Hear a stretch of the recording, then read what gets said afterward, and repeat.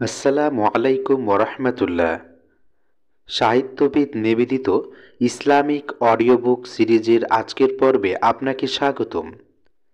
আজকে আমরা যে বইটি শুরু করতে যাচ্ছি, বইটির নাম বায়াতের হাকিকত। বইটি রচনা করেছেন অধ্যাপক গোলাম আজম। প্রকাশক মাওলানা আবু তাহের মোহাম্মদ মাসুম। চেয়ারম্যান, প্রকাশনা বিভাগ, বাংলাদেশ জামায়াতে ইসলামী। সূচিপত্র। বায়াতের হাকিকত। বায়াতের শাব্দিক অর্থ, কোরআনে এ পরিভাষার ব্যবহার। বায়াতের ব্যাখ্যা। রাসূলের নিকট বায়াত হওয়ার অর্থ কি? এ বায়াত কি শুধু রাসূলের কাছেই হতে হয়? প্রচলিত বায়াত। বায়াতের আসল উদ্দেশ্য। বায়াতের দাবি। সব আন্দোলনেই শপথের রীতি আছে। ইকামাতে দিন ও বায়াত। জামায়াতে জিন্দেগির গুরুত্ব। বায়াত ও ইসলামী রাষ্ট্র। জামায়াতে ইসলামী ও বায়াত। বায়াতের হাকিকাত। বায়াত ইসলামের একটি অত্যন্ত গুরুত্বপূর্ণ পরিভাষা। সাহাবায়ে কেরাম রাসূল সাল্লাল্লাহু আলাইহি ওয়াসাল্লামের নিকট বায়াত হয়েছেন। রাসূল সাল্লাল্লাহু আলাইহি ওয়াসাল্লামের ইন্তেকালের পর সাহাবায়ে কেরাম আবু বকর সিদ্দিক রাদিয়াল্লাহু তাআলা আনহুর নিকট বায়াত হয়েছেন। মুসলমানদের সামষ্টিক জীবনের পরিচালনার দায়িত্ব যার উপর ন্যস্ত হয়েছে, তার নিকট বায়াত হওয়ার এই তরিকা ইসলামের ইতিহাসে ব্যাপকভাবে স্বীকৃত। প্রথম 4 খলিফার পরও বায়াতের এই ধারা জারি ছিল। এমনকি যেখানে ইসলামী রাষ্ট্র ব্যবস্থা নেই, সেখানেও দ্বীনি মহলে বায়াত শব্দটি বেশ প্রচলিত আছে। আমাদের দেশে পীর মুরিদির বেলায় এই পরিভাষাটি বিশেষভাবে ব্যবহৃত হয়। যিনি মুরিদ হতে চান, তাকে পীর সাহেবের নিকট বায়াত হতে হয়। দেশে বেশ সংখ্যক পীর সাহেবান আছেন বলে এই পরিভাষাটি ব্যাপকভাবে পরিচিত। কিন্তু অনেকেই ইসলামের বায়াত পরিভাষাটির সঠিক তাৎপর্য, হাকিকাত জানেন না। অথচ এই বিষয়টি ইসলামী সমাজ ব্যবস্থায় অত্যন্ত গুরুত্বপূর্ণ। তাই এই সম্পর্কে আলোচনা করার বিশেষ প্রয়োজন রয়েছে। বায়াতের শাব্দিক অর্থ। বায়াত শব্দটি আরবি বাইউন শব্দ থেকে গঠিত। বায় অর্থ বেচাকেনা, লেনদেন, বিক্রি করা, খরিদ করা। এই শব্দটি বিক্রয় ও খরিদ উভয় অর্থেই ব্যবহার করা হয়। তবে এর আসল অর্থ বিক্রয়। জিনিস দিয়ে দাম কেনার নাম বাইউন এবং দাম দিয়ে জিনিস কেনার নাম শারাউন। এভাবেই বাইউন অর্থ বিক্রি ও শারাউন অর্থ ক্রয়। যেহেতু বিক্রয় ছাড়া ক্রয় হতে পারে না এবং ক্রয় ছাড়া বিক্রয় হতে পারে না, সেহেতু এই দুটো শব্দই উভয় অর্থেই ব্যবহার করা হয়ে থাকে। পৃষ্ঠা 8। অবশ্য বিক্রয়ের কাজটাকেই বায়াত বলা হয়। বাইআতুন শব্দের মূল অর্থ বিক্রয় বটে, কিন্তু এর গৌণ অর্থ হল চুক্তি, শপথ, অঙ্গীকার। বেচাকেনার ব্যাপারে ক্রেতা ও বিক্রেতার মধ্যে যেসব শর্ত ঠিক করা হয় তা মেনে নেয়ার চুক্তির ভিত্তিতেই লেনদেন হয়ে থাকে।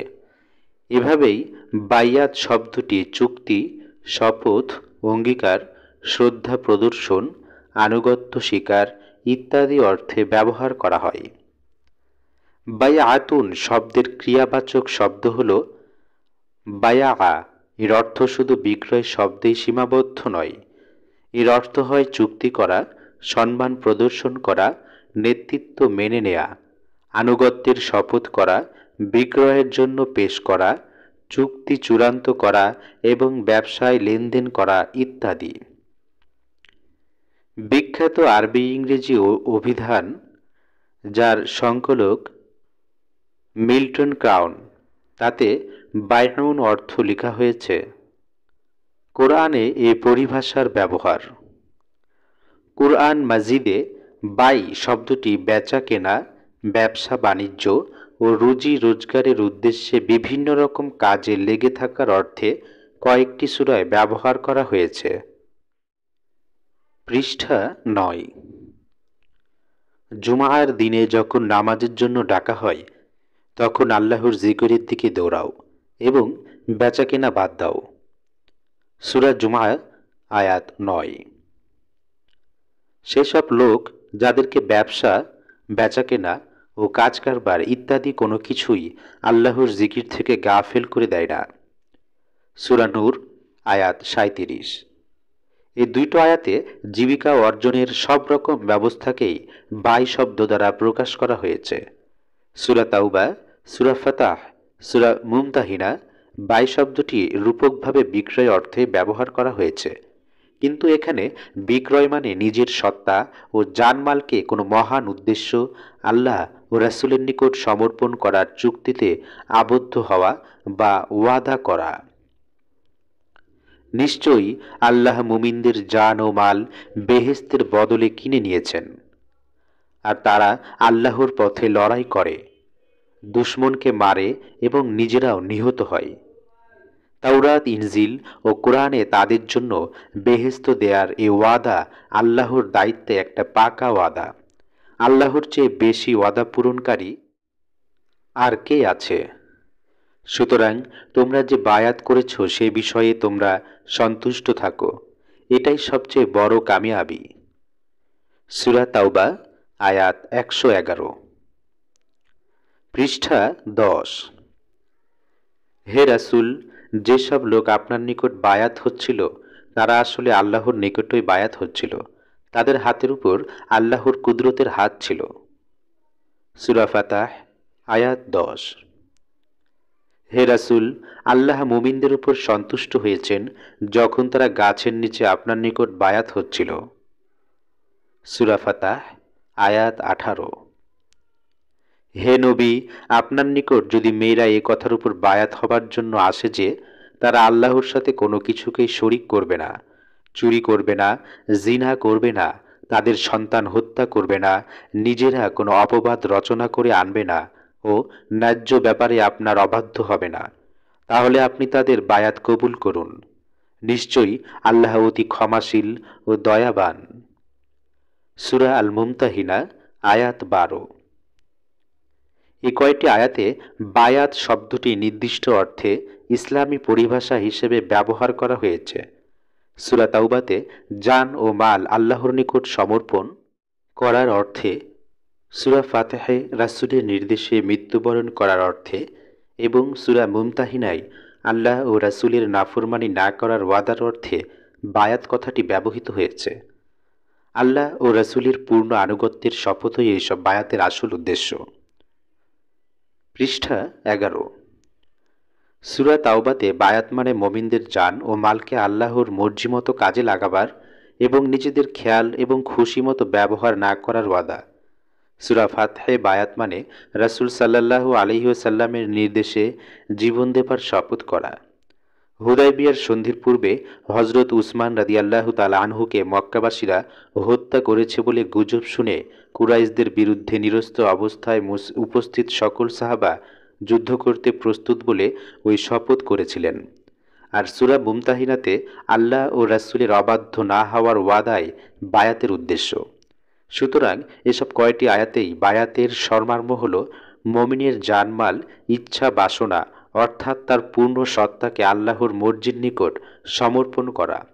এটাই ইসলাম কবুলের মর্মকথা। ইসলাম শব্দের অর্থও আত্মসমর্পণ। বায়াতের মাধ্যমেই আত্মসমর্পণের বাহ্যিক রূপ প্রকাশ পায়।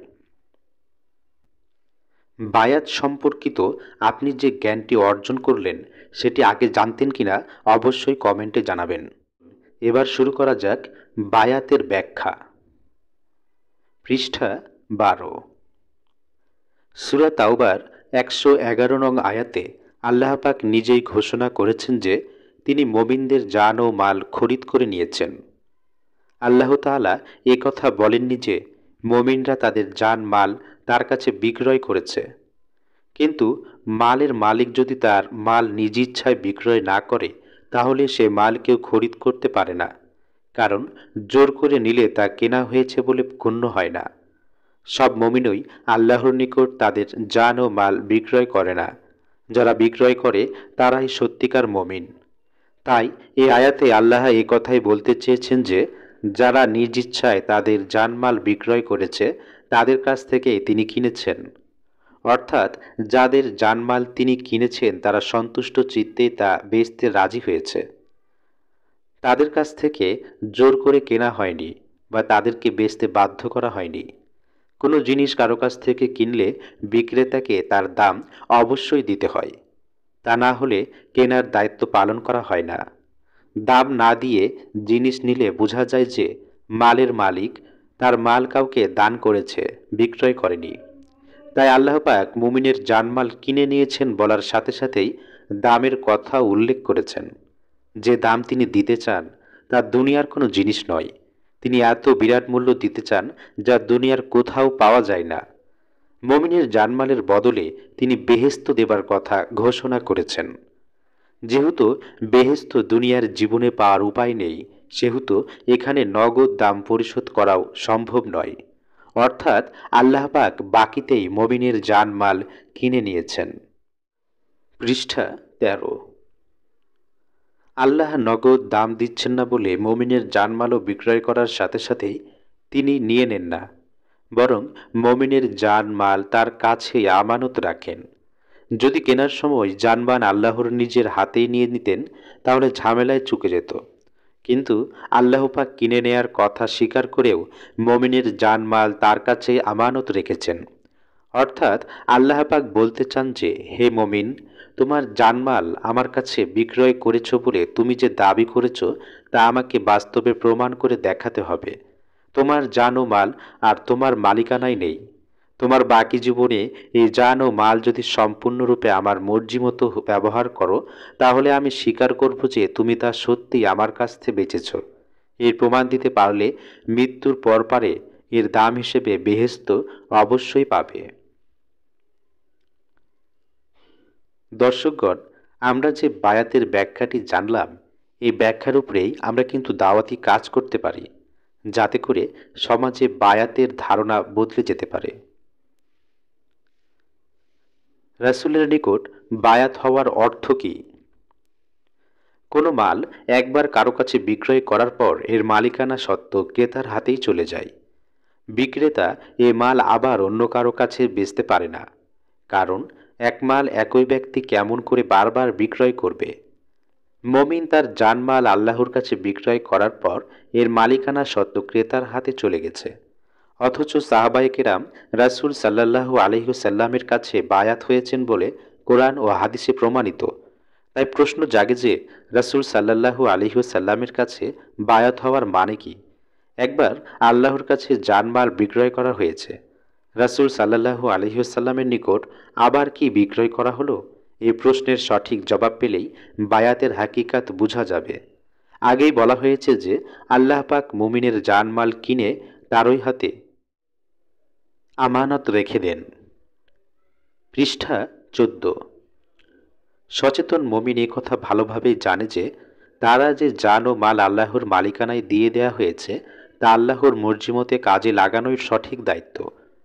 শয়তানের ওয়াসওয়াসায় ও নফসের ধোকায় পড়ে পরিবার পরিজনের দাবিতে এবং আত্মীয় ও বন্ধু বান্ধবের চাপে পড়ে আল্লাহর মর্জির খেলাফ জান ও মাল খরচ করে ফেলার প্রবল আশঙ্কা অবশ্যই রয়েছে। তাই আল্লাহর এই আমানত সঠিকভাবে আল্লাহর মর্জি মতো ব্যবহার করার উদ্দেশ্যেই সাহাবায়ে কেরাম রাসূল সাল্লাল্লাহু আলাইহি ওয়াসাল্লামের নিকট বায়াত হয়েছেন।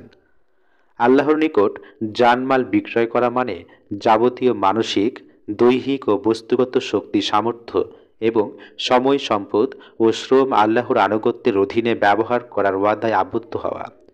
এই ওয়াদা এমন ব্যাপক যে ইচ্ছা শক্তি, চিন্তা শক্তি, মননী শক্তি এবং বুদ্ধিবৃত্তিকেও আল্লাহর মর্জির অধীন করা বোঝায়। এরূপ পূর্ণাঙ্গ দাবি পূরণ করতে হলে আল্লাহর সাথে গোপনে চুক্তিবদ্ধ হওয়াই যথেষ্ট নয়। মানুষ যেভাবে শয়তানের ওয়াসওয়াসা, নফসের ধোঁকা, দুনিয়ার মোহ, অন্য মানুষের প্ররোচনা ইত্যাদি দ্বারা ঘেরাও হয়ে আছে, তাতে সাংগঠনিক ব্যবস্থা ছাড়া আল্লাহর পূর্ণাঙ্গ আনুগত্য করা বাস্তবে সম্ভব হয় না।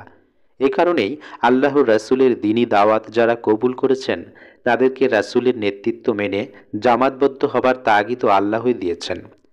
এ জাতীয় সাংগঠনিক বন্ধন ছাড়া আল্লাহর পূর্ণাঙ্গ আনুগত্যের পথে অগণিত বাধা দূর করা সম্ভব নয়। যারা সাংগঠনিক শৃঙ্খলা কবুল করে রাসূলের জামায়াতে শরিক হতে রাজি হয়েছেন, তারা আল্লাহর পূর্ণাঙ্গ আনুগত্যের উদ্দেশ্য সংগঠনের নির্দেশ পালন করতে ওয়াদাবদ্ধ হয়েছেন, যাতে সকল প্রকার ধোঁকার থেকে বেঁচে থাকতে পারেন। ইসলামী জামায়াতের আনুগত্যের মাধ্যমেই আল্লাহর আনুগত্য বাস্তবে সহজ ও সম্ভব হয়। জামায়াতের আনুগত্যের এই শপথই ইসলামী পরিভাষায় বায়াত নামে পরিচিত। সাহাবায়ে কেরাম রাসূল সাল্লাল্লাহু আলাইহি ওয়াসাল্লামের নিকট যে বায়াত হন, তা এই আনুগত্যেরই শপথ। পৃষ্ঠা 15।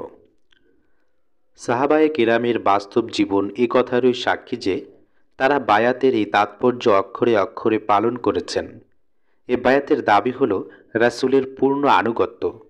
তাই দেখা যায় যে রাসূল সাল্লাল্লাহু আলাইহি ওয়াসাল্লাম কোনো কাজের নির্দেশ দিলে বিনা ওজরে সাহাবায়ে কেরাম তা পালন করতেন।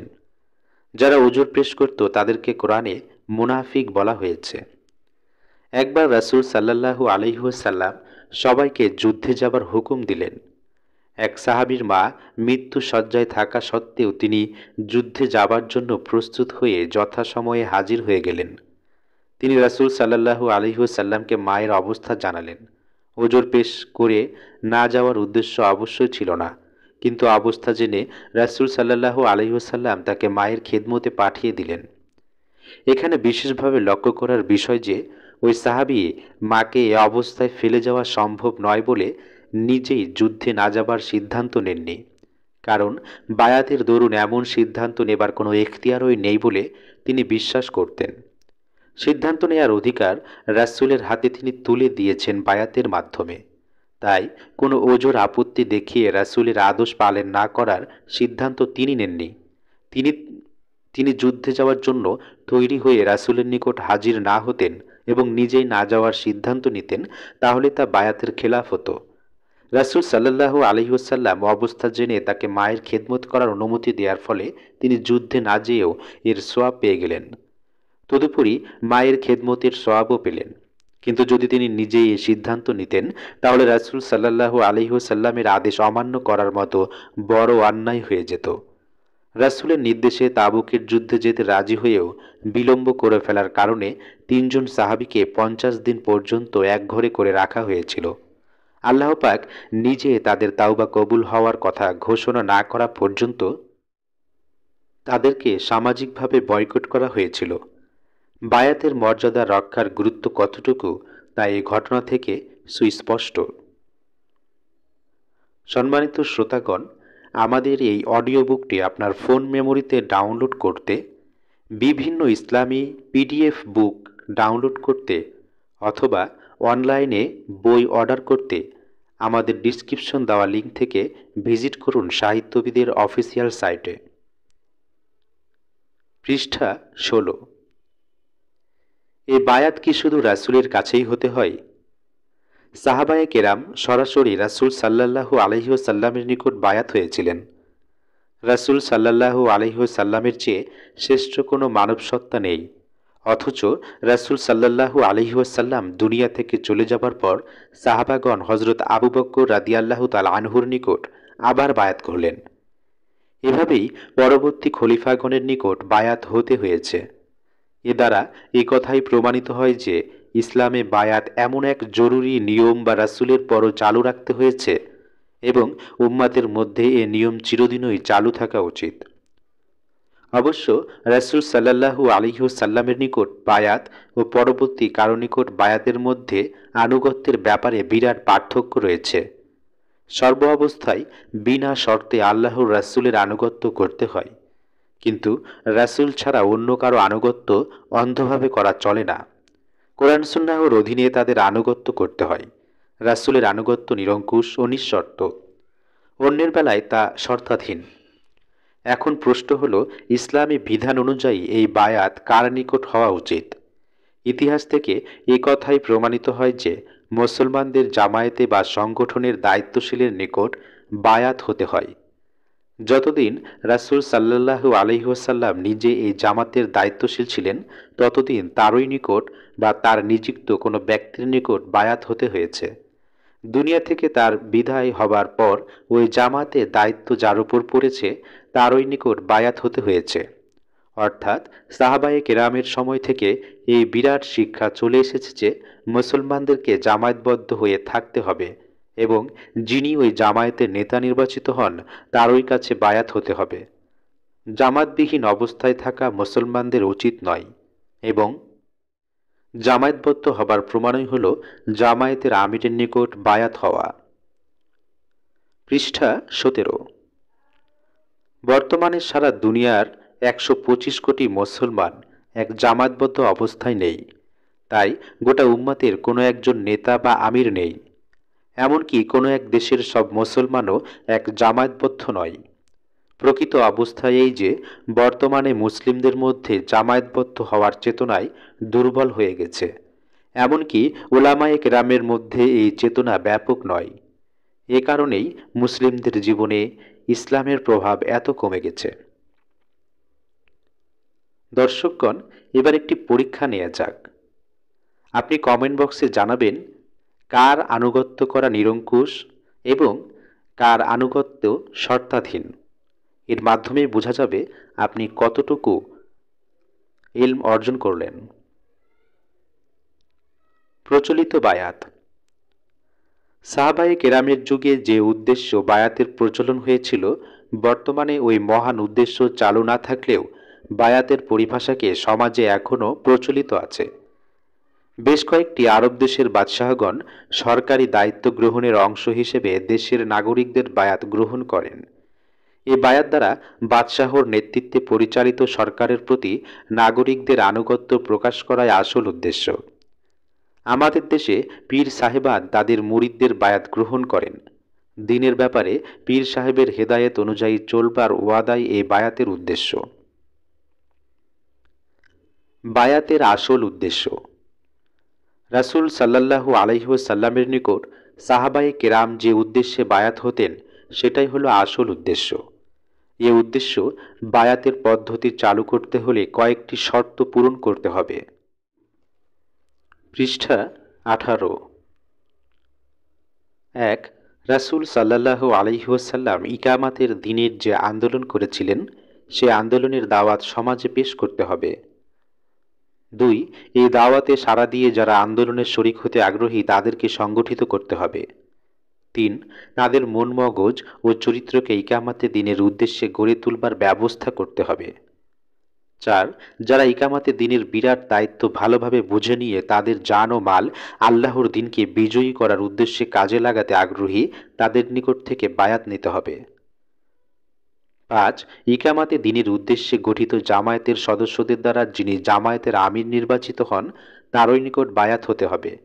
এ নিয়মে যদি বায়াত চালু হয় তাহলে তা প্রকৃতপক্ষে কোনো ব্যক্তির নিকট বায়াত হওয়া বুঝায় না, বরং ইসলামী জামায়াত বা সংগঠনের নিকটই বায়াত হওয়া বুঝায়। মূলত এই বায়াত ব্যক্তি বিশেষের নিকট নয়, ইসলামী সংগঠনের নিকট হওয়ায় যুক্তিযুক্ত। অবশ্য কোনো ব্যক্তির নিকট ওই বায়াতের শপথনামা পেশ করতে হয়, কেননা সংগঠন কোনো জীবন্ত সত্তা নয় যার নিকট তা পেশ করা যায়। তাই সংগঠনের দায়িত্বশীলের মাধ্যমে ইসলামী সংগঠনের নিকট বায়াত হতে হয়। ইখওয়ানুল মুসলিমুন বা জামায়াতে ইসলামীর মতো যেসব সংগঠন ইকামাতে দ্বীনের উদ্দেশ্যে আন্দোলন চালিয়ে যাচ্ছে তাদের মধ্যে বায়াতের এই ধারণাই চালু রয়েছে। যারা জামায়াতে ইসলামীর রোকন সদস্য হন তারা শপথ গ্রহণের মাধ্যমে সংগঠনের নিকট বায়াত হন। জামায়াতের গঠনতন্ত্রের 8 নং ধারা অনুযায়ী আমিরে জামায়াত বা তার কোনো প্রতিনিধির সামনে রুকনিয়াতের শপথ গ্রহণ করতে হয়। এ শপথই বায়াত হিসেবে গণ্য। শ্রোতাগণ, এবারের প্রশ্ন, বায়াতের আসল পদ্ধতি চালু করতে হলে কয়টি শর্ত পূরণ করতে হবে? কমেন্টে অবশ্যই জানাবেন। পৃষ্ঠা 19। বায়াতের দাবি। ইকামাতে দ্বীনের মহান লক্ষ্যে পরিচালিত কোনো ইসলামী সংগঠনের নিকট যে ব্যক্তি বায়াত হন তার নিকটে বায়াতের দাবি নিম্নরূপ। 1. এই বায়াতের মাধ্যমে ব্যক্তির জান ও মাল অর্থাৎ তার গোটা সত্তা যা আল্লাহর নিকট বিক্রয় করা হয়েছে তা সাংগঠনিক পদ্ধতিতে ইকামাতে দ্বীনের উদ্দেশ্যে ব্যবহার করাই শপথে নেওয়া হলো। তাই এ নিয়মে জান ও মাল আল্লাহর পথে ব্যয় করতে হবে। 2, ইসলামী সংগঠনের পক্ষ থেকে তাকে যে কোনো নির্দেশ বা দায়িত্ব দেয়া হবে, তা কোরআন ও সুন্নাহর বিরোধী না হলে বিনা দ্বিধায় পালন করতে হবে এবং এই ব্যাপারে দুনিয়ার কোনো রকম ক্ষয়ক্ষতির পরোয়া করা চলবে না। 3, যদি সংগঠনের কোনো দায়িত্বশীলের নির্দেশ সঠিক নয় বলে কারো মনে হয়, তাহলে সংশ্লিষ্ট দায়িত্বশীলদের সাথে আলোচনা করে মীমাংসায় পৌঁছতে হবে। আলোচনা ছাড়াই নির্দেশ পালনে অবহেলা করা হলে বায়াতের খেলাফ হবে বলে এ বিষয়ে সাবধান থাকতে হবে। 4, কোনো বিশেষ অসুবিধা বা ওজোরের কারণে যদি কোনো নির্দেশ পালন করা অসম্ভব মনে হয়, তাহলে দায়িত্বশীলের নিকট ওই ওজোর পেশ করতে হবে। সংগঠন যে সিদ্ধান্ত দেয় তাই চূড়ান্ত বিবেচনা করতে হবে। সংগঠনের কোনো সিদ্ধান্ত ছাড়া নিজেই কোনো ওজোরের অজুহাতে নির্দেশ পালন না করলে বায়াতের খেলাফ কাজ হয়েছে বলে গণ্য করা হবে। সব আন্দোলনেই শপথের রীতি আছে। বায়াতের মর্মকথা হল আনুগত্যের শপথ। যার কোনো নির্দিষ্ট লক্ষ্য হাসিলের জন্য দৃঢ় সংকল্প নিয়ে আন্দোলন করে, তারা স্বাভাবিক কারণেই সংশ্লিষ্ট সবাইকে বিশেষ ধরনের শপথের মাধ্যমে তাদের নিরঙ্কুশ আনুগত্যের ব্যবস্থা করে। পৃষ্ঠা 20। ইসলামী আন্দোলন ছাড়াও সব রকম আন্দোলনেই এই জাতীয় শপথের রীতি আছে। লক্ষ্য হাসিলের উদ্দেশ্যে জীবন বিসর্জনের যে শপথ নেওয়া হয় তা অগ্নিশপথ বা রক্ত শপথ বা দীপ্ত শপথ ইত্যাদি নামে পরিচিত। এমনকি নিজ দেহের রক্ত দিয়ে শপথ আদায় করার দরখাস্ত করার রীতিও চালু রয়েছে, কিন্তু ইসলামে একমাত্র আল্লাহর নাম দিয়েই শপথ নেওয়া হয়। পৃষ্ঠা 21। ইকামাতে দিন ও বায়াত। রাসূল সাল্লাল্লাহু আলাইহি ওয়াসাল্লাম ও সাহাবায়ে কেরামের জীবন থেকে একথা প্রমাণিত যে ইকামাতে দিনের কাজ সব ফরজের বড় ফরজ। এ কাজের জন্যই আল্লাহ পাক রাসূল পাঠিয়েছেন বলে কয়েকটি সূরায় ঘোষণা করেছেন। তিনি সে সত্তা যিনি তার রাসূলকে হিদায়াত ও আনুগত্যের একমাত্র সত্য বিধানসহ পাঠিয়েছেন, যেন রাসূল সাল্লাল্লাহু আলাইহি ওয়াসাল্লাম তাকে আর সব রকমের আনুগত্যের বিধানের উপর জয়ী করেন। সূরা তাওবা 33, সূরা ফাতাহ 28 ও সূরা সফ 9। এই বিরাট কাজটি এমন যে নবীর পক্ষেও এই কাজ একা করা সম্ভব নয়। তাই এই কাজের জন্য একদল যোগ্য লোক তৈরি করার প্রচেষ্টা সকল নবী করেছেন। যে নবী প্রয়োজনীয় সংখ্যক লোক পাননি, তার হাতে ইসলাম বিজয়ী হয়নি বা দিন কায়েম হতে পারেনি। এ দ্বারা এ কথাই প্রমাণিত হয় যে ইকামাতে দিনের জন্য মুসলিমদের জামায়াত বা সংগঠন অপরিহার্য, অর্থাৎ ইকামাতে দিনের এই বড় ফরজ কাজটির জন্য জামায়াতবদ্ধ হওয়া ফরজ। এভাবেই জামায়াতবদ্ধ হওয়া দ্বিতীয় বড় ফরজ। বায়াতই হল জামায়াতি বন্ধনের সূত্র। তাই ইকামাতে দিনের জন্য বায়াত ছাড়া উপায় নেই। প্রকৃত কথা এই যে ওই বায়াত ওই আসল ইসলামী বায়াত যা ইকামাতে দিনের উদ্দেশ্যে ইসলামী সংগঠনের মধ্যে চালু হয়। মুসলমানদের যেসব সংগঠনে বায়াত পরিভাষাটি ব্যবহার করা সত্ত্বেও ইকামাতে দিনের কোনো কর্মসূচি ও কর্মতৎপরতা নেই, সেখানে বায়াতের আসল হাকিকত নেই। পৃষ্ঠা 22। নামাজ, রোজা ও জিকিরের মতো ইসলামে বহু পরিভাষা যেমন মুসলিমদের মধ্যে থাকা সত্ত্বেও এসবের হাকিকাত চর্চা খুব কমই রয়েছে, তেমনি বায়াত পরিভাষাটির অবস্থাও তাই হয়ে আছে। প্রকৃতপক্ষে বায়াত পরিভাষাটির দ্বারা এমন ইসলামী সংগঠন বোঝায় যা জিহাদ ফি সাবিলিল্লাহ এ উদ্দেশ্যে গঠিত। রাসূল সাল্লাল্লাহু আলাইহি ওয়াসাল্লামের নেতৃত্বে পরিচালিত সাহাবায়ে কেরামের জামাতও এর আদর্শ নমুনা। বায়াতই ওই জামায়াতের প্রাণ শক্তি। সূরা তাওবার 111 নং আয়াতে আল্লাহ তাআলা এই কথাই বলেছেন যে তিনি ওই সব মুমিনের জান ও মাল খরিদ করেছেন যারা আল্লাহর পথে লড়াই করে, দুশমনকে মারে এবং নিজেরাও নিহত হয়। দ্বীনে হককে কায়েমের আন্দোলন ছাড়া বাতিলের সাথে এ লড়াই হবার কোনো কারণই নেই। সুতরাং কোরআন পাকে যে বায়াতের কথা বলা হয়েছে তা জিহাদ ফি সাবিলিল্লাহর উদ্দেশ্য। ইকামাতে দ্বীনের আন্দোলনের জন্যই বায়াত দরকার, আর বায়াতের মাধ্যমেই জামায়াতবদ্ধ হতে হয়। জামায়াতবদ্ধ না হয়ে ইকামাতে দ্বীনের দায়িত্ব পালন করা সম্ভব নয়। ইকামাতে দ্বীনের সাথে জামায়াত ও বায়াতের সম্পর্ককে নামাজ ও অজুর সম্পর্কের সাথে তুলনা করা হয়। আল্লাহ পাক নামাজের জন্যই অজুকে ফরজ করেছেন। নামাজই হলো আসল ফরজ। ওই ফরজটি শুধু অজু ছাড়া হয় না বলেই অজু ফরজ। তেমনইভাবে জামায়াত ও বায়াত ছাড়া ইকামাতে দিনের দায়িত্ব পালন করা সম্ভব নয়। ইকামাতে দিনই আসল ফরজ। ওই ফরজের প্রয়োজনেই জামায়াত ফরজ, আর বায়াতের বন্ধন ছাড়া জামায়াত মজবুত হতে পারে না এবং জামায়াতের উদ্দেশ্য পূর্ণ হতে পারে না। অর্থাৎ জামায়াতবদ্ধ হবার ফরজটি বায়াতের মাধ্যমে আদায় হয়। কেউ যদি অজু করে কিন্তু নামাজ আদায় করার প্রয়োজন মনে না করে, তাহলে সে অজুর কোনো সওয়াব পাবে না। সে অজু করেছে না বলে হাত মুখ ধুয়েছে বলাই উচিত হবে। পৃষ্ঠা 23। যে নামাজের ধারে ধারে না, সে অজুর অঙ্গগুলো অজুর মতো ধুয়ে নিয়েছে বলেই সে অজু করেছে বলা ঠিক হবে না। কারণ নামাজি লোকই শুধু অজু করে থাকে এবং সে নামাজি নয় বলে অজু করেনি মনে করতে হবে। তেমনইভাবে ইকামাতে দিনের উদ্দেশ্য ছাড়া যে বায়াত তা আসল বায়াত নয়। ইসলামের বায়াতের যে হাকিকাত তা ওই বায়াতে পাওয়া যায় না। তবুও বায়াতের পরিভাষাটি যেভাবে চালু থাকুক তা সমাজে বেঁচে আছে বলেই এর আসল হাকিকাত চর্চা কাজে লাগতে পারে। যদি বায়াত কথাটি লোকের নিকট পরিচিতই না থাকতো, তাহলে এর মর্ম বোঝানো আরও কঠিন হতো। যেমন সমাজে যদি নামাজের প্রচলন না থাকতো, তাহলে নামাজের হাকিকাত চর্চা করা আরও মুশকিল হতো। আসল বায়াত আল্লাহর নিকট। হুদাইবিয়াতে সাহাবায়ে কেরামের নিরস্ত অবস্থা ও কুরাইশদের সাথে লড়াইয়ের শপথ করার ঘটনাকে সূরা আল ফাতহে এভাবে উল্লেখ করা হয়েছে: হে রাসূল, যারা আপনার নিকট বায়াত হয়েছে তারা নিশ্চয়ই আল্লাহর নিকট বায়াত হয়েছে। তাদের হাতের উপর আল্লাহর হাত রয়েছে। সূরা আল ফাতাহ আয়াত 10। মুমিনের জান ও মাল আল্লাহর নিকট বিক্রয় করার পর তা মুমিনের হাতে আমানত রাখা হয়। তাই মুমিন সে আমানত ইসলামী সংগঠনের মাধ্যমে দ্বীনের পথে কাজে লাগায়। এভাবে কাজে লাগানোকে আল্লাহ তাআলা কিভাবে গ্রহণ করেন তা এই আয়াতে প্রকাশ পেয়েছে। আল্লাহর সন্তুষ্টি উদ্দেশ্যে যখন মুমিন তার জীবন উৎসর্গ করার কথা সংগঠনের নেতার নিকট ঘোষণা করে, তখন সে ঘোষণা প্রকৃতপক্ষে আল্লাহর নিকট করা হয়। পৃষ্ঠা 24। হুদাইবিয়ার ওই শপথ রাসূল সাল্লাল্লাহু আলাইহি ওয়াসাল্লামের নিকট যেভাবে করা হয়েছে তা যেন আল্লাহর নিকট করা হলো।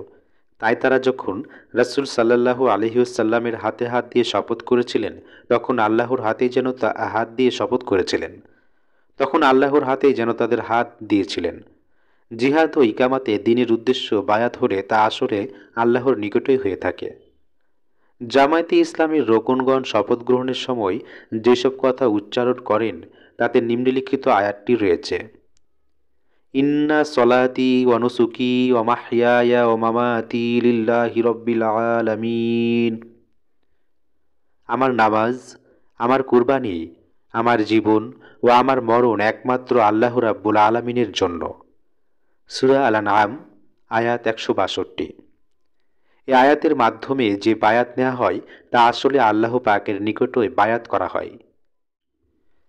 পৃষ্ঠা 25। জামায়াতে জিন্দেগির গুরুত্ব। মানুষ সামাজিক জীব, ইসলাম মানুষের জন্য। তাই ইসলাম স্বাভাবিকভাবেই এমন বিধান দিয়েছে যা মানব সমাজের সকল ক্ষেত্রেই প্রযোজ্য। ব্যক্তির সমষ্টি সমাজ, তাই ব্যক্তিকে সমাজ জীবনের উপযোগী করে গড়ে তোলার জন্য ইসলাম এত বিস্তারিত বিধিবিধান দিয়েছে। ব্যক্তি জীবন থেকে রাষ্ট্রীয় ও আন্তর্জাতিক পর্যায় পর্যন্ত একটি ভারসাম্যপূর্ণ পূর্ণাঙ্গ বিধানই মানবজাতির কল্যাণের জন্য অপরিহার্য। এ জাতীয় বিধান একমাত্র আল্লাহই দিতে সক্ষম। তাই ইসলামও একমাত্র বিশ্বজনীন বিধান। ওই পূর্ণাঙ্গ বিধানকে মানব সমাজে চালু করার দায়িত্ব দিয়েই রাসূল সাল্লাল্লাহু আলাইহি ওয়াসাল্লামকে পাঠানো হয়েছে। সমাজ গঠনের কাজ সামাজিক প্রচেষ্টা ছাড়া কিছুতেই সম্ভব নয়। ইসলামকে বিজয়ী করার জন্য রাসূলের চেয়ে বেশি যোগ্য কেউ হতে পারে না। কিন্তু সব রাসূলের জীবনে ইসলাম বিজয়ী হয়নি। কারণ ইসলামকে বিজয়ী করার যোগ্য একদল জামাত লোক জোগাড় না হলে যোগ্যতম রাসূলের পক্ষে এই কাজ সমাধা করা সম্ভব নয়। এ কারণেই প্রত্যেক রাসূল সকল মানুষকে দ্বীনের দাওয়াত দেওয়ার পর যারা সাড়া দিয়েছে তাদেরকে আল্লাহর ভয় করো এবং আমার আনুগত্য করো বলে সাংগঠনিক দাওয়াতও দিয়েছে। এ দ্বারা এ কথাই প্রমাণিত হয় যে রাসূলের প্রতি ঈমান আনা যেমন ফরজ, ঈমানদারদের জামাতবদ্ধ হওয়াও তেমনই ফরজ।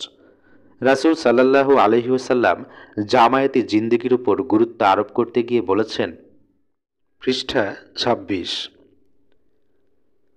আমি তোমাদেরকে এমন ৫টি কথার হুকুম দিচ্ছি যা আল্লাহ আমাকে হুকুম করেছেন: সঙ্গবদ্ধ হওয়া, নেতার কথা শোনা, আনুগত্য করা, হিজরত করা ও আল্লাহর পথে জিহাদ করা। মুসনাদে আহমদ, তিরমিজি। যখন ৩ জন লোক সফরে যাও তখন তোমাদের একজনকে আমির বানাও। আবু দাউদ। যে ব্যক্তি জামায়াত পরিত্যাগ করল সে ইসলামের শিকল তার গলা থেকে ছুঁড়ে ফেলল। মুসনাদে আহমদ ও তিরমিজি। মুসলিম জীবনে জামায়াতের এই বিরাট গুরুত্বের দরুনই ফরজ নামাজ জামায়াতের আদায় করার জন্য এত তাগিদ হাদিসে রয়েছে। যারা নামাজে জামায়াতে আসে না, রাসূল সাল্লাল্লাহু আলাইহি ওয়াসাল্লাম তাদের বাড়িঘর জ্বালিয়ে দেওয়ার ইচ্ছা পর্যন্ত প্রকাশ করেছেন। কোরআন, হাদিস ও সাহাবায়ে কেরামের জীবন এ কথাই প্রমাণ করে যে জামায়াতবদ্ধ জীবন যাপন করা ফরজ। ইকামাতে দিন ও জামায়াতে জিন্দেগি। ইকামাতে দিনের দায়িত্ব পালন করতে গিয়েই রাসূল সাল্লাল্লাহু আলাইহি ওয়াসাল্লাম সাহাবায়ে কেরামকে জামায়াতবদ্ধ করেছেন। দিনকে বিজয়ী করার দায়িত্ব যদি ফরজ হয়ে থাকে তাহলে জামায়াতবদ্ধ হওয়াও ফরজ হওয়া স্বাভাবিক। পৃষ্ঠা ২৭। আর জামায়াতবদ্ধ হবার বন্ধনসূত্রই হলো বায়াত। বায়াতের মাধ্যমেই জামায়াতের বন্ধন মজবুত হয়।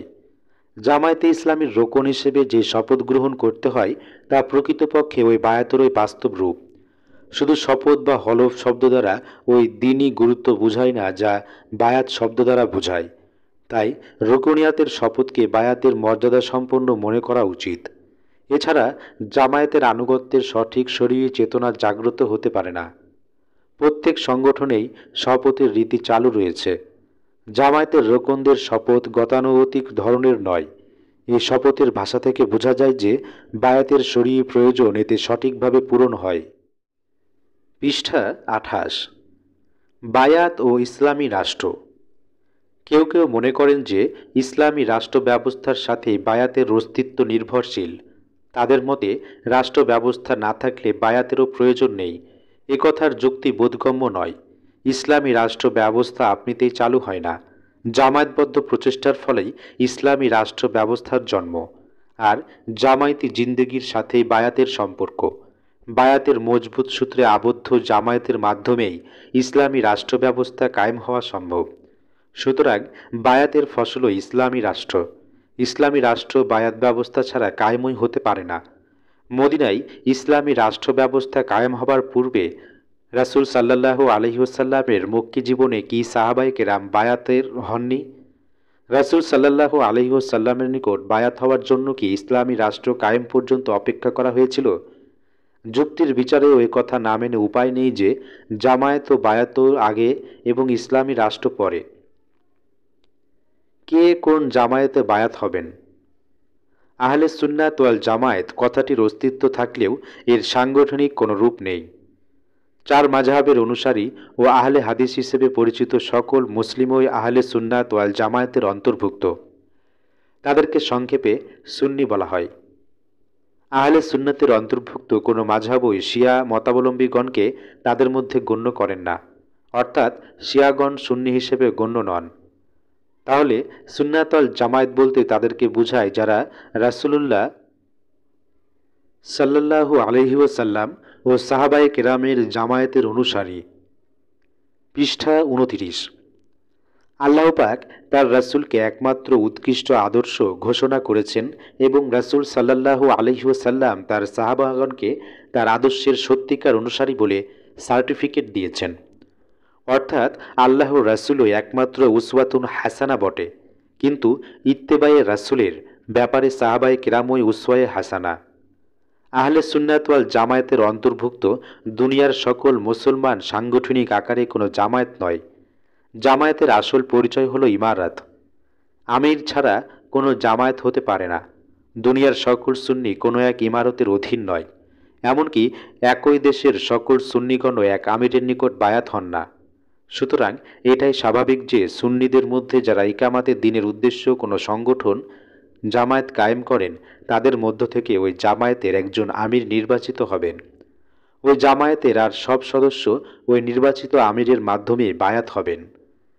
এ আমির শুধু এই জামায়াতের অন্তর্ভুক্ত লোকদেরই আমির। যারা এই জামায়াতে যোগদান করবে না, তারা আহলে সুন্নাত ওয়াল জামায়াতের অন্তর্ভুক্ত হলেও এই জামায়াতের আমিরের নিকট তাদের বায়াত হওয়া জরুরি নয়। এ কারণেই জামায়াতে ইসলামীর আমির দেশের সকল সুন্নি মুসলমানের আমির নন। যারা জামায়াতে ইসলামীর সদস্য রোকন হন, শুধু তারই এই আমিরের মাধ্যমে জামায়াতের নিকট বায়াত হন। এমনকি জামায়াতে ইসলামীর নিষ্ঠাবান কর্মী হলেও সদস্য বা রোকন না হওয়া পর্যন্ত কেউ বায়াতের মধ্যে সামিল বলে গণ্য হয় না। এমন অনেক যোগ্য কর্মী আছেন, রোকনদের চেয়েও বেশি কাজ করেন, কিন্তু তারা নিজের জান ও মাল ইকামাতে দ্বীনের জন্য উৎসর্গ করার শপথ নিতে রাজি না হলে তাদেরকে রোকন হিসেবে গণ্য করা হয় না। এ শপথকেই ইসলামী পরিভাষায় বায়াত বলা হয়। পৃষ্ঠা 30। বায়াত কি প্রত্যাহার করা যায়? আসল বায়াত তো আল্লাহ তাআলার নিকট করা হয়। এ বায়াত ইমানেরই দাবি। এ বায়াত প্রত্যাহার করা মানে ইমান ত্যাগ করা। বেহেশতে যাবার নিয়ত থাকলে এই বায়াত প্রত্যাহার করার কথা চিন্তা করাও অসম্ভব। কিন্তু ওই বায়াতের দাবি পূরণের জন্য ইকামাতে দ্বীনের উদ্দেশ্য গঠিত কোনো জামায়াতের নিকট যে বায়াত হতে হয় তা দ্বীনের স্বার্থে অবশ্যই প্রত্যাহার করা যেতে পারে। কোনো জামায়াতের নিকট বায়াত হবার পর যদি এর চাইতেও উন্নত মানের দ্বীনী জামায়াতের সন্ধান পাওয়া যায়, তাহলে নিম্নমানের জামায়াতের নিকট থেকে বায়াত প্রত্যাহার করে ওই উন্নত মানের জামায়াতের নিকট বায়াত হওয়াই উচিত। এই অবস্থায় বায়াত প্রত্যাহার করা মোটেও দোষণীয় নয়, কারণ উৎকৃষ্টতর জামায়াতের নিকট বায়াত হওয়ার উদ্দেশ্যে প্রত্যাহার করা আসল প্রত্যাহার নয়, বায়াতের স্থান বদল হওয়া মাত্র। কিন্তু নিজের কোনো দুর্বলতার দরুন বা ইসলামী আন্দোলনের পথে চলা কঠিন মনে করে যদি কেউ বায়াত প্রত্যাহার করে বা জামায়াত পরিত্যাগ করে, তাহলে সে ইমানের চরম দুর্বলতার পরিচয় দেয়। এ বিষয়ে হাদিসে কঠোর সতর্কবাণী উচ্চারণ করা হয়েছে। জামায়াতের সাথে আল্লাহর রহমত থাকে, যে বিচ্ছিন্ন হয় সে দোজখে নিক্ষিপ্ত হয়। তিরমিজি। যে ব্যক্তি বায়াতের বন্ধন ছাড়াই মারা গেল, সে জাহিলিয়াতের মৃত্যুবরণ করল। যে ব্যক্তি আনুগত্য পরিত্যাগ করল এবং জামায়াত থেকে বিচ্ছিন্ন হয়ে মারা গেল, সে জাহিলিয়াতের মৃত্যুবরণ করল। পৃষ্ঠা 31। জামায়াতে ইসলামী ও বায়াত। জামায়াতে ইসলামী আমির ও রোকনদের মধ্যে বায়াতের এই সম্পর্কের ব্যাপারে যাতে আনুগত্যের সীমা সামান্য লঙ্ঘন না হয়, সে উদ্দেশ্যে একটি গঠনতন্ত্র দ্বারা গোটা সংগঠন পরিচালিত ও নিয়ন্ত্রিত হয়। আমির রোকনদের ভোটে নির্বাচিত মজলিসে শুরার নিকট জবাবদিহি করতে হয়। কোরআন ও সুন্নাহর দৃষ্টিতে আমিরের কোনো ভুল হলে সংশোধনমূলক পদক্ষেপ নেবার জন্য গঠনতন্ত্রে সুস্পষ্ট বিধান রয়েছে। এমনকি আমিরের বিরুদ্ধে অনাস্থা প্রকাশ করার জন্য গঠনতান্ত্রিক পদ্ধতি আছে। পীর মুরিদির মধ্যে বায়াতের পরিভাষাটি সীমাবদ্ধ অর্থে ব্যবহার করা হয়। জামায়াতের মধ্যে রুকনিয়াতের শপথের ক্ষেত্রে তা অনেক ব্যাপক অর্থে প্রচলিত। জামায়াতের রোকন হওয়ার মানে আল্লাহর দ্বীনের জন্য জান ও মাল আল্লাহর নামে ও তারই সন্তুষ্টির আশায় সম্পূর্ণ উৎসর্গ করার শপথ নেয়া। বায়াতের যে অর্থ সাহাবায়ে কেরামের যুগে ছিল, জামায়াতের রুকনিয়াত দ্বারা সে অর্থ বুঝায়। জামায়াতের গঠনতন্ত্রে বায়াত পরিভাষাটি ব্যবহার করা না হলেও এর চেতনা ও তাৎপর্য অবশ্যই রুকনিয়াতের শপথের মধ্যে রয়েছে। আল্লাহর দ্বীন কায়েমের মহান সংকল্প নিয়ে নিজের জান ও মাল, সময় ও শ্রম এবং দৈহিক ও মানসিক যাবতীয় যোগ্যতা কুরবানি দেবার যে শপথ নিয়ে জামায়াতের রুকনিয়াত কবুল করতে হয়, তা যে কোরআন ও হাদিসের পরিভাষায় বায়াতের অনুরূপ, সে উপলব্ধি ও চেতনা সৃষ্টি এই পুস্তিকার মূল উদ্দেশ্য। আল্লাহ পাক বায়াতেরও এই চেতনা দ্বারা সকল রোকনকে উদ্বুদ্ধকরণ ও কর্মতৎপর রাখুন। আমিন। 1941 সালে মাওলানা মওদুদী রহমতুল্লাহি আলাইহির উদ্যোগে লাহোরে সর্বপ্রথম যখন জামায়াতে ইসলামী গঠিত হয়, তখন জামায়াতের প্রতিষ্ঠাতা সদস্যগণ যে শপথ গ্রহণ করেছিলেন তার বিবরণ নিম্নরূপ। পৃষ্ঠা 32। সর্বসম্মতভাবে সাইয়েদ আবুল আলা মওদুদী সাহেবকে আমির নির্বাচিত করা হয়।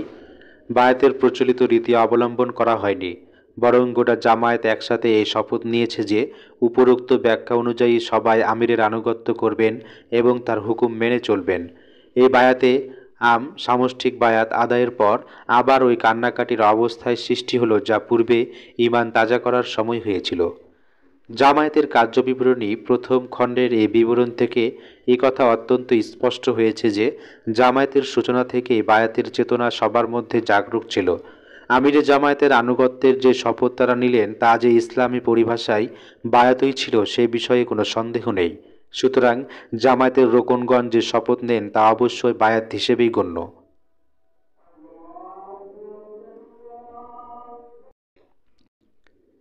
জামায়াতের কর্মী ও সহযোগী সদস্যদের বায়াত। যারা যারা জামায়াতের রুকনিয়াতের শপথ নেননি কিন্তু কর্মী ও সহযোগী সদস্য হিসেবে ইসলামী আন্দোলনে শরিক আছেন, তারা রোকনদের মতো পূর্ণাঙ্গ বায়াত না করলেও ইকামাতে দ্বীনের উদ্দেশ্যে আংশিক বায়াত করেন। যারা সহযোগী সদস্য হন তারা জামায়াতের সাথে সহযোগিতার শপথ গ্রহণ করেন, এবং যারা কর্মী তারা রোকন হওয়ার পথে এগিয়ে যাবার শপথই করেন। রোকনদের বায়াত হল দৃঢ় সংকল্পের বায়াত। যারা কর্মী তারা এর প্রস্তুতি গ্রহণের বায়াত নেন, আর যারা সহযোগী তারা সহায়তা করার জন্য বায়াত হন। কিন্তু ইমানের দাবি হল পূর্ণ অঙ্গ বায়াত। ইমানের এই দাবি পূরণের জন্য প্রত্যেক ইমানদারের আকাঙ্ক্ষা, আগ্রহ ও সংকল্প থাকা উচিত। কারণ ইমানের আসল উদ্দেশ্য হল আল্লাহর সন্তুষ্টি ও আখিরাতের কামিয়াবি। এই মহান উদ্দেশ্য হাসিল করতে হলে পূর্ণাঙ্গ বায়াতের পথেই এগিয়ে যেতে হবে। আল্লাহ পাক আমাদেরকে আখিরাতের সাফল্য লাভ করার লক্ষ্যে পরিপূর্ণভাবে বায়াত হয়ে শরীয়ী দাবি পূরণ করার তৌফিক দান করুন। আমিন। সম্মানিত দর্শকগণ, সম্পূর্ণ অডিও বুকটি শোনার জন্য আপনাকে অসংখ্য ধন্যবাদ। এমন ইসলামী অডিও বুক সবার আগে আপডেট পেতে আমাদের চ্যানেলটি অবশ্যই সাবস্ক্রাইব করবেন এবং পাশে থাকা বেল আইকনটি অন করে দিবেন, এবং কমেন্টে অবশ্যই জানাবেন আপনি কোন বইটি পরবর্তীতে শুনতে চান। আর আপনার জন্য আরও একটি প্রশ্ন রেখে যাচ্ছি, আপনি কমেন্টে অবশ্যই জানাবেন কোন অবস্থায় শপথ প্রত্যাহার করা বৈধ। ধন্যবাদ।